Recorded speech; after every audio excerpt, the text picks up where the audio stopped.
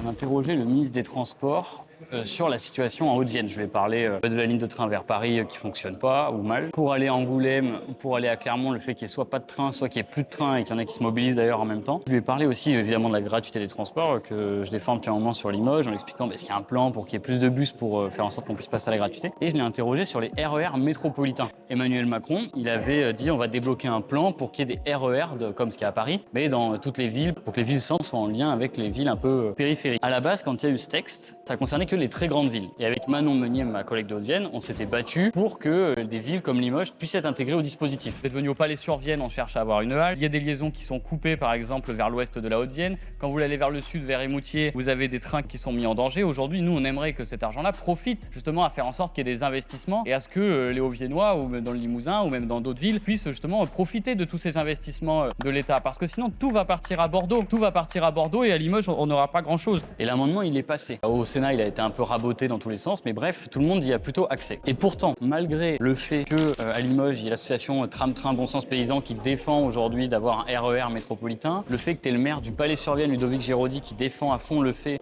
qu'on puisse avoir, par exemple, des haltes ferroviaires dans les communes périphériques de Limoges. Moi, je suis maire du Palais. Je me bats pour faire en sorte qu'il y ait une halte ferroviaire qui se crée.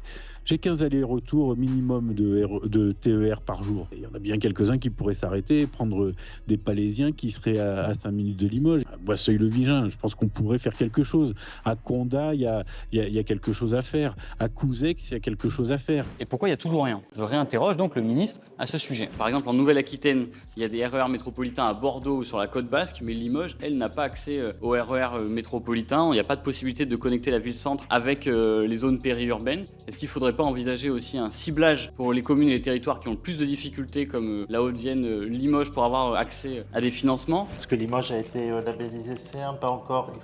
Il n'y a pas le projet dossier. Il faut travailler sur un CERM autour de Limoges qui me paraît indispensable pour avoir un bon rabattement. Qu'est-ce que me répond le ministre donc? Il n'a pas de dossier. Que Limoges, la ville de Limoges et Limoges Métropole, n'a toujours pas déposé de dossier pour avoir un RER métropolitain.